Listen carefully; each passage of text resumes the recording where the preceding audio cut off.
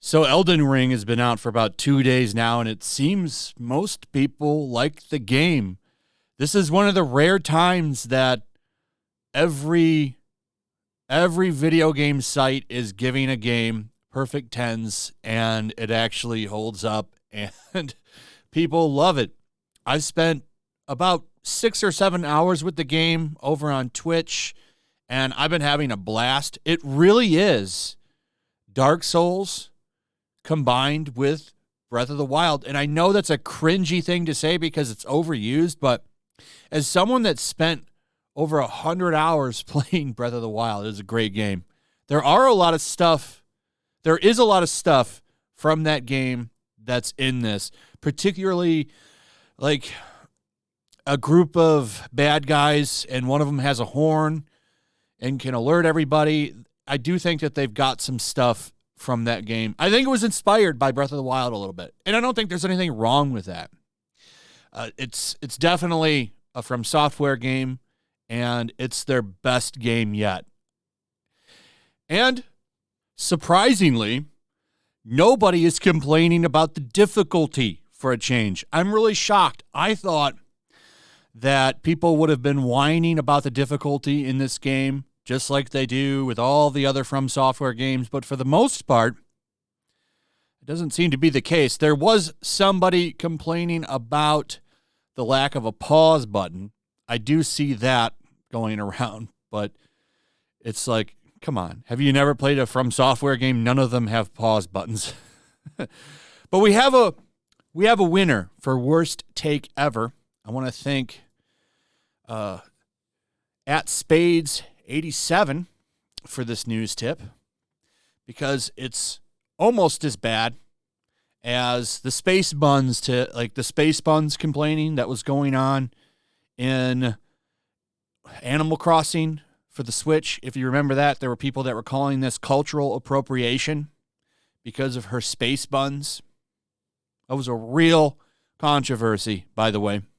Well, now, apparently, Elden Ring fails black people. You can do just about anything with the character creator except have a black hairstyle, which is not true. There are at least one or two.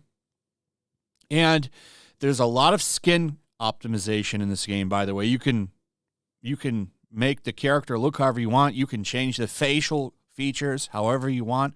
You can pretty much create any character you want. It's very nice. You can make them look ultra realistic or ultra goofy. Any character, any race, whatever you want to do.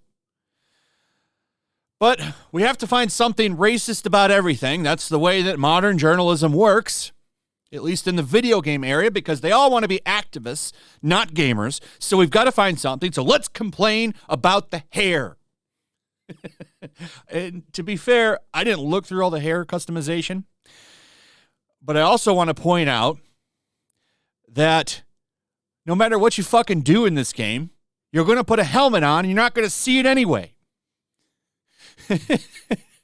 Which they even acknowledge in this article. They say you're going to do all this work for the character's looks and you're just going to put a helmet on. So what's the problem? This is the problem with modern video games. It's not so much the actual gamers, which they like to put on you. They like to say that the gaming community is sexist and racist and all of this shit. But I would argue that it's the journalists and the Reset era people that are sexist and racist, not us. Because who the hell plays a video game and gets all bent out of shape over some shit like this? And what's funny is they even acknowledge in this article that FromSoft has made strides in optimizing the way you can do a player creation and you can create a black character like this. They praised it. But no, that doesn't matter. The hairstyles, there's not enough hairstyles, there's not enough optimization in that. So now we have to write a whole article basically claiming that the game is slightly racist.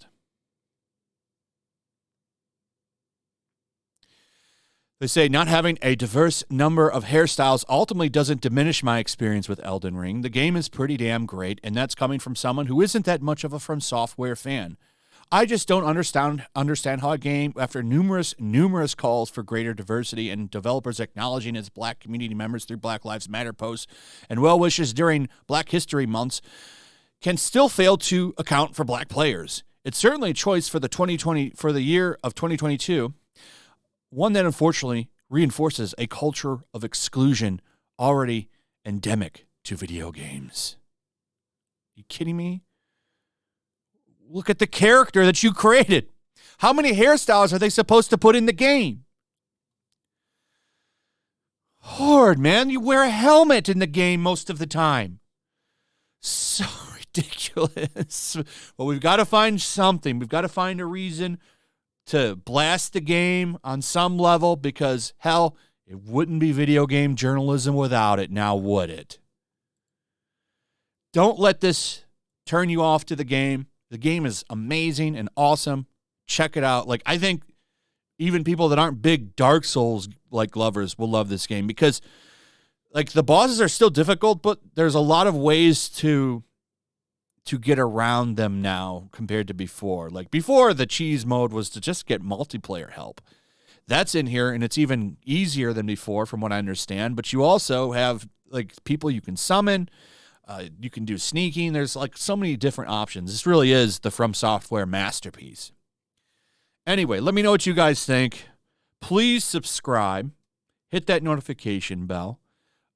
Share the video. Comment, like, and I'll see you guys on the next one. Peace. Also, if you want to help support the channel, check out my Teespring store. There's a link in the description. You can find some merchandise in there that you might want to check out. Also, make sure to follow me over on Twitch. I do watch parties, play video games over there. They're always fun. Follow me over there and come hang out.